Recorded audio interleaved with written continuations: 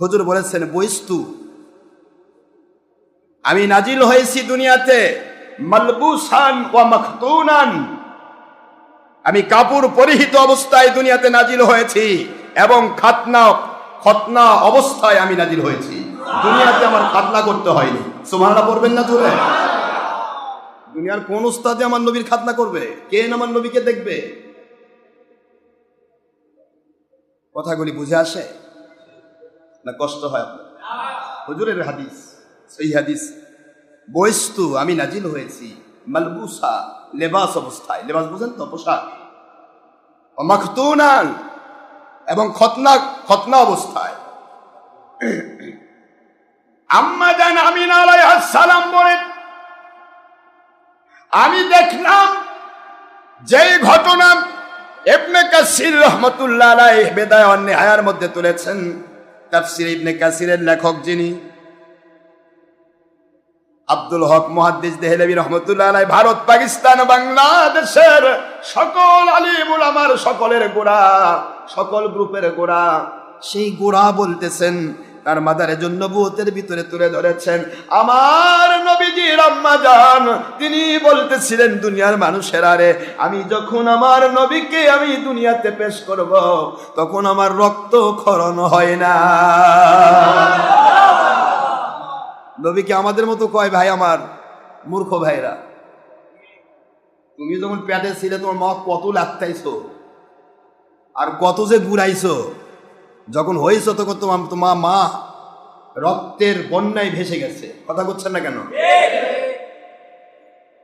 আম্মা জান আমিনা বলেন, আমিনা কে বলেছ মুসলমান নয়, আমিনার ভাষা ওয়াল্লাহিল্লাযী নাফসি বিয়াদি, ওই মালিকের কসম যার কুদরতি হাতে আমার জান। নাকি বলছে ওই খোদা, কাবার মধ্যে যে 360টা খোদা আছে মূর্তি, ওদের কসম, তাই কইছে নাকি? আমিনা তো আব্দুল্লাহ তো পরের কথা, আব্দুল মুত্তালিব আলাইহিস সালাম যিনি তার দাদা, তিনি তো বলেননি, বলেছেন হে কাবার মালিক, নাকি হে দেবদেবীরা কাবাকে বাঁচাও, কাবার মালিক আমার আল্লাহ, আপনার ঘরকে আপনি রক্ষা করেন, আমার ক্ষমতা নেই। সুবহানাল্লাহ বলবেন না? এরা কত নবীর বাপ মাই কাফের, দাদাই কাফের নয়, বাপ মাও কাফের। কত বড় জালিম, কত বড় জালিম মুন্সি এখন চলছে দুনিয়াতে। আমার বড় কষ্ট হয় এদের কথা বলতে গেলে, আমার মনটা, মেজাজটা ঠিক থাকে না, মেজাজ মনে হয় এখানে উঠতে থাকে, উপদে চান্দি গরম হয়ে যায়। যে কি কর এই লেখাপড়া করে কি কয়, এটা হিন্দু, খ্রিস্টান, বৌদ্ধ, নাসারা, দুনিয়ার নাস্তিক, দুনিয়ার আওয়ামী লীগ, বিএনপি, পেট্রোল পরা মানুষ, মদারু, ঘুষারু, সুদারু, সেও বলে না নবী আমার মতো। আর এই কি কয় এই ডের ব্যাটারি মুন্সি, কি কয়, কি শিখলো? মা আমিনা বলে, আমি দেখতে পাই রে দুনিয়ার মানুষ, শুধু একটা আওয়াজ হচ্ছে, আমি যেন তন্দ্রায় গেলাম। আওয়াজ হচ্ছে 4 জন মহিলা আমার ঘরের পাশে সে দাঁড়িয়ে গেছে। তাকায় দেখি নুরানি চেহারার 4 জন মহিলা। জিজ্ঞাসা করলাম আপনারা কারা? একজন বলে আমি না, তুমি বড় সৌভাগ্যশালী মহিলা। আমার নবী দুনিয়াতে এসে আম্মা জান আমিনা আলাইহিস সালাম বলেন, আমি দেখেছি রে আমার আদরের সন্তান, যখন জমিনের ভিতরে এসেছি একটু চোখটা বন্ধ ছিল, সিজদা ফিরে পাওয়ার পর দেখলাম আমার আদরের সন্তানটার লজ্জাস্থান আমি মা হয়ে দেখি না, আমি মা হয়ে দেখি নাই। কোথায় পাবেন? আন-নি'মাতুল কুবরা আলাল আলাম, সারা পৃথিবীর বিশ্ব সমাদৃত কিতাব। এই কিতাবের আপনি প্রথম খণ্ড 11 পৃষ্ঠা আপনি এখানে পেয়ে যাবেন। আল্লাহ পাকের নবীজিকে আম্মা জান বলেন, আমি তার লজ্জাস্থান দেখি নাই। আমার সন্তানটা আদরের সন্তান, নাদুস চেহারার, সুন্দর চেহারার মানুষটি, পুরার শরীরটা যেন কাপড় কে পরিয়ে দিয়েছি। কাপড় পরিহিত সত্য মাসুম নবজাতক মুহাম্মদুর রাসূলুল্লাহ সাল্লাল্লাহু আলাইহি ওয়াসাল্লাম, তিনি কাবার দিকে মুখ করে সিজদায় পড়ে আছেন। সিজদার মধ্যে পড়ে থেকে বলে, ইয়া রাব্বি হাবলি উম্মতি, ইয়া রাব্বি হাবলি উম্মতি। আমি নিজের কানে শুনেছি, নিজের চোখে দেখেছি, যেই মাত্র আমার নবী জমিনে নাজিল হয়েছেন, ওই হাজরা মাউত পর্যন্ত, সিরিয়া শাম দেশ পর্যন্ত যেন আলোতে আলোময় হয়ে গেছে। নিজের চোখে দেখেছি রে, নিজের কানে শুনেছি। নবী বলে, রব্বি হাবলি উম্মতি, ও দয়ার সাগর আল্লাহ, আমাকে দয়া করে আমার গুনাহগার উম্মতগুলো দিয়ে দেন। আমার দুনিয়ার মানুষেরা আমরা যখন দুনিয়া আসি, মা মা বলে কাঁদি, মা গো খাবার দাও, খাবার দাও, খাবার দাও। আমার লাইন কেটে গেছে, যতক্ষণ লাইন ছিল ভিতরে, মায়ের খাবারগুলি আমার পাইপ দিয়ে বিস্ফোরণ ঘটতো, এগুলি চলে আসতো পেটের মধ্যে। এখন লাইন কেটে গেছে আম্মা, আর খেতে পাই না, তাড়াতাড়ি খাবার দেন। আমার আল্লাহ বলে, বান্দারে ভিতরে দিয়েছি একটা লাইন, বাইরে দিলাম মায়ের দুই স্তনে দুইটা লাইন। জোরে বলুন সুবহানাল্লাহ। ও আমার বান্দা, তোর জন্য দুইটা লাইন লাগায় দিলাম। হঠাৎ করে তোর যদি মুখে আসে, ওই ছোট্ট মাসুমের গলায় ফাঁস লেগে যেতে পারে, এই জন্য 6টা রোগের মহা ঔষধ শাল দুধ দিয়ে দিলাম। হঠাৎ করে আসবে না, চাপ সৃষ্টি করে নিয়ে আসতে হয়। এরপরেও যখন ক্লিয়ার হয়ে গেল লাইন, আমার আল্লাহ বুঝিয়ে দিলেন, কেমনে খাওয়াইছি তোরে তাকায় দেখ। ডাইরেক্ট লাইন যদি হতো, হঠাৎ করে যদি ঢুকে যায়, গলার মধ্যে ফাঁস লেগে যাবে, মরে যাওয়ার সম্ভাবনা থাকবে, আমার বান্দার কষ্ট হবে। এই কষ্ট যেন না হয়, এই জন্য মায়ের 2টা স্তন বেন্তের ভিতরে 1 নয় 2 নয় রে, 16টি করে 32টি ছিদ্রের অবতারণা ঘটিয়েছি। 32টি ছিদ্র দিয়ে যখন বেরিয়ে আসে, একবারে আসতে পারে না। যত জোরে চোষা হোক না কেন, স্বাভাবিক গতিতে এসে যায়।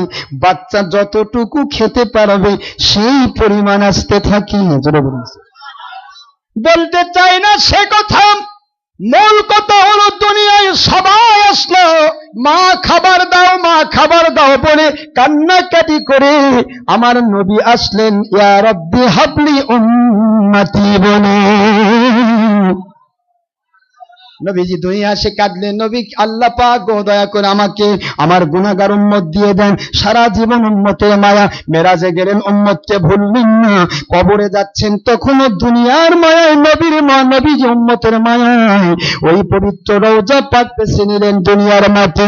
আমার আল্লাহ বলে, নবী গো, উম্মতের মায়ায় যখন আপনি দুনিয়ার মাটিকে গ্রহণ করেছেন, মাটি রাখলাম না, আপনার উম্মতের মায়ায় যখন দুনিয়ার মাটি গ্রহণ করেছেন, আপনার উম্মতের মহব্বতে যখন করেছেন, আপনার রওজাটা শুধু জান্নাত নয়, আপনার উম্মত যেন দুনিয়াতে বসে জান্নাতের ভিতরে বসে থাকতে পারে, রিয়াজুল জান্নাত বানিয়ে দিলাম। জোরে বলেন সুবহানাল্লাহ। عن ابي هريره رضي الله عنه قال قال رسول الله صلى الله عليه وسلم ما بين بيت ومنبري روضه من رياض الجنه। আমার নবীজি বলেন, আমার বাইত, আমার ঘর, আমার হুজরা, দ্যাট মিন্স নবীজির রওজা থেকে মিম্বার পর্যন্ত জায়গাটা জান্নাতের বাগান।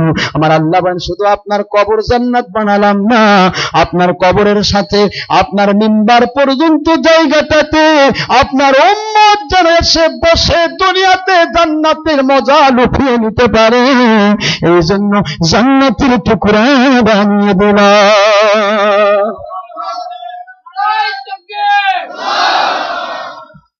নবী কি পাইছি? আসেন শেষ করে দিচ্ছি, কষ্ট হচ্ছে আপনাদের? সোনার ভাইয়েরা বোঝার চেষ্টা করবেন, আমার নবীর মায়ায় কেন করলাম বলে। আল্লাহর কুদরত বলে, নবীজি গো, দুনিয়াতে এসে মানুষ মা মা বলে কাঁদে, আপনি উম্মত বলে কাঁদলেন। দুনিয়াতে কাঁদলেন, কবরে কাঁদতেছেন, যাওয়ার সময় ইয়া হাবলি উম্মতি বলছেন, ইয়া রাব্বি হাবলি উম্মতি বলছেন। কবরের মাঝেও কিয়ামত পর্যন্ত রাব্বি হাবলি উম্মতি বলবেন। কারণ কি গো নবী? কারণ কি? মানুষ চায় দুনিয়াতে টাকা পয়সা, জমিদারি, বাড়ি গাড়ি, বাচ্চা, আপনি চাইলেন গুনাহগার উম্মত। কারণ কি?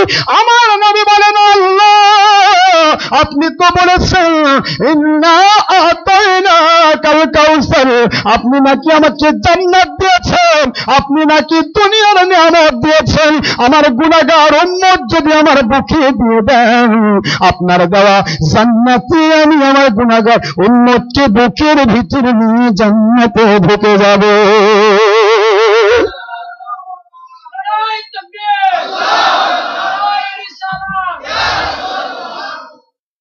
তাহলে জান্নাতের একটু নিয়ামত, এক খানসা নাজিল হবে ঈসা আলাইহিস সালামের জাতির উপর।